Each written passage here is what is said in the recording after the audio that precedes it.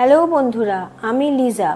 রান্নার হাতেখড়িতে আজ আবার খুবই সুস্বাদু একটা রেসিপি তোমাদের সাথে শেয়ার করতে চলে এলাম। আশা করি তোমাদের ভালো লাগবে। পুরো ভিডিওটা দেখো, দেখে লাইক, শেয়ার, কমেন্ট ও সাবস্ক্রাইব করতে ভুলো না যেন। এখানে আমি 1 লিটার দুধ নিয়ে নিয়েছি। দুধটাকে একটু ক্ষীর করে নেবো। বেশ একটু, খুব একটা ঘন করব না, একটু ঘন হবে সেরকমভাবে ক্ষীর করে নেব। দুধটা অনেকটা ঘন হয়ে গেছে, দেখো ওপরে সরও পড়েছিল। আমি একটু নাড়লাম, এই যে। এবার এতে আমি পরিমাণ মতো চিনি দেব। খুব বেশি চিনি নয়, অল্প করে আমি রিফাইন্ড চিনি দিয়ে দিচ্ছি।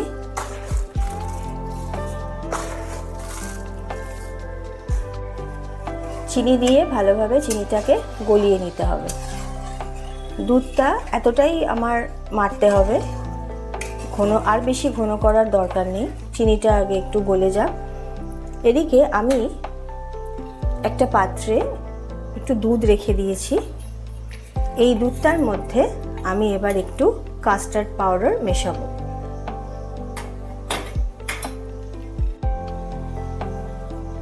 আমি এখানে কাস্টার্ড পাউডার দিয়ে দিচ্ছি। আমার দুধের পরিমাণ অনুযায়ী আমি এখানে 2 চামচ দিচ্ছি।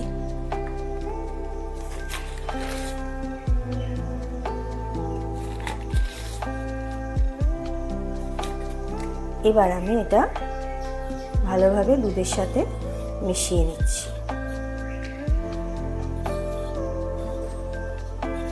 তোমরা সবাই জানো যে কাস্টার্ড পাউডার যখন মেশাতে হয় তখন দুধটা হালকা গরম থাকতে হয়, আমারও সেটাই আছে। খুব সুন্দর রং হয়েছে, দেখো। আমি ভ্যানিলা কাস্টার্ড ইউজ করেছি। দুধের কনসিস্টেন্সি যখন এরকম হয়ে যাবে, আমার চিনিও ভেতরে গুলে গেছে। এবার আমি কি করব, গ্যাস ওভেনটাকে পুরো অফ করে দিয়েছি। হাতে যদি টাইম না থাকে, দুধটা হয়তো ঠান্ডা হচ্ছে না বা একটু সময় লাগছে, আমি ওই জন্য গ্যাস ওভেন বন্ধ করে দিয়েছি। দিয়ে কি করব, এই যে কাস্টার্ড পাউডারের মিশ্রণটা, এটা আমি আস্তে আস্তে এর মধ্যে ঢেলে দেব।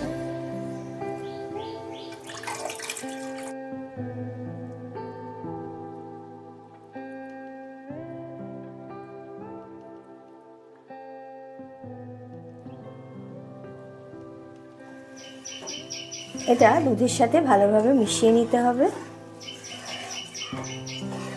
খুব ভালোভাবে মিশে গেছে, দেখো। এইবার আমি গ্যাস ওভেনটাকে আবার অন করে দেব।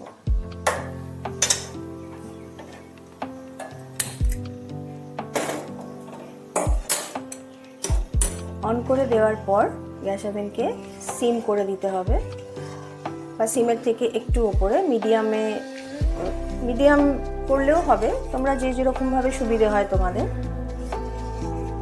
দিয়ে এবার ভালোভাবে এটা নাড়তে হবে।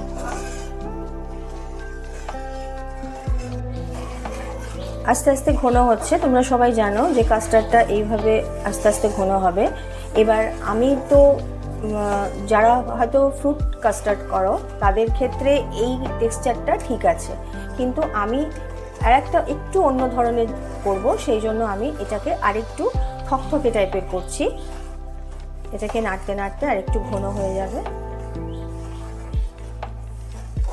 গ্যাস ওভেনের ফ্লেমকে বাড়িয়ে কমিয়ে নিজের মতন করে একটু করে নেবে। সবসময় সিমে রাখলেও হবে না, আবার সবসময় যে তুমি একেবারে হাই করে দেবে সেটাও হবে না, মিডিয়ামে রাখলেও হবে না। ঠিক মতো নিজের মতন করে এটাকে একটু ঘন করে নিতে হবে। দেখতে হবে, খেয়াল রাখতে হবে যাতে কড়াই আটকে না যায় বা লেগে না যায়।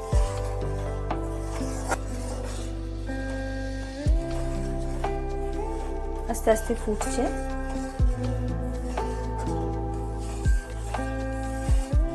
কড়াইতে কিন্তু খুন্তি দিয়ে হোক, হাতা দিয়ে হোক, যেভাবেই হোক এটা নাড়তে হবে। নাড়া থামিয়ে দিলে কিন্তু এটা লেগে যাবে।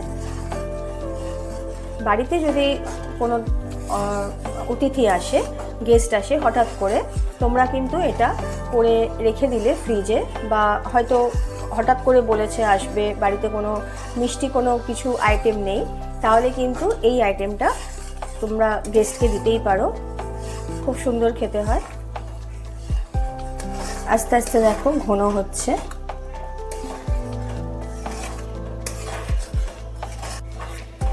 আমার রেডি হয়ে গেছে। ঠিক এই রকম যখন ঘন হয়ে আসবে, একটা থকথকে ভাব থাকবে, ঠান্ডা হয়ে গেলে আরেকটু ঘন হয়ে যাবে, তখন আমি গ্যাস ওভেন বন্ধ করে দেবো, অফ করে দিলাম। এইবার একটা পাত্রের মধ্যে এটা আমি ঢেলে নিচ্ছি।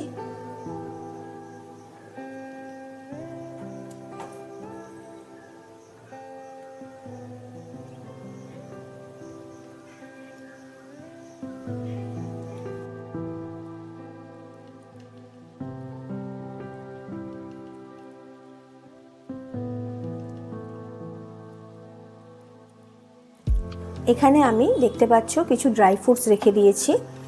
আমি এখানে এগুলো আখরোট রেখেছি, আখরোটগুলো ভেঙে এর মধ্যে দিয়ে দিচ্ছি।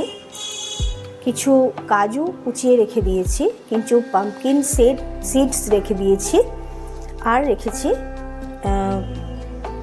আমন্ড বাদাম কুচিয়ে নিয়েছি, আর ড্রাই চেরি রেখে দিয়েছি, কুচি করে কেটে এগুলো ড্রাই চেরি, এগুলো রেখে দিয়েছি।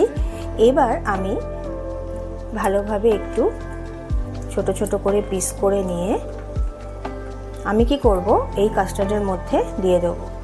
ফ্রুটস কাস্টার্ড তো তোমরা খেয়েছো, এই রকমভাবে একবার করে খেয়ে দেখবে, খুব সুন্দর লাগে।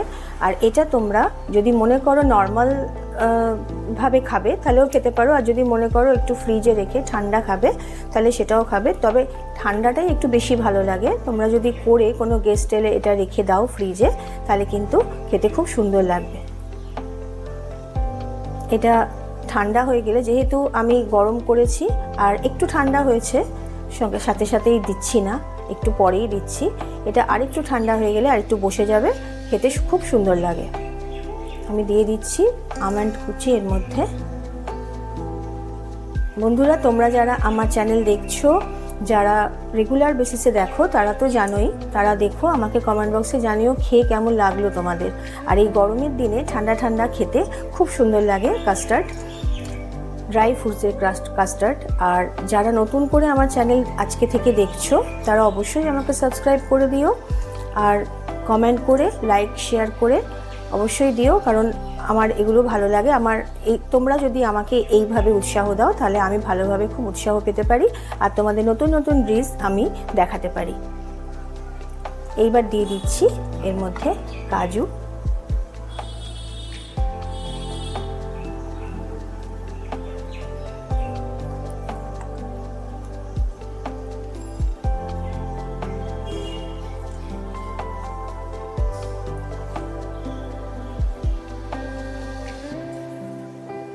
এইবার দিয়ে দিচ্ছি উপরে ড্রাই চেরি।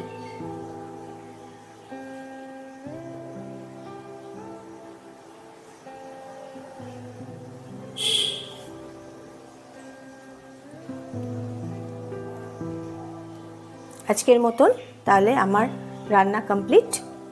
আজকের মতন টাটা, কাল কিন্তু চলে আসবো নতুন একটা রেসিপি নিয়ে।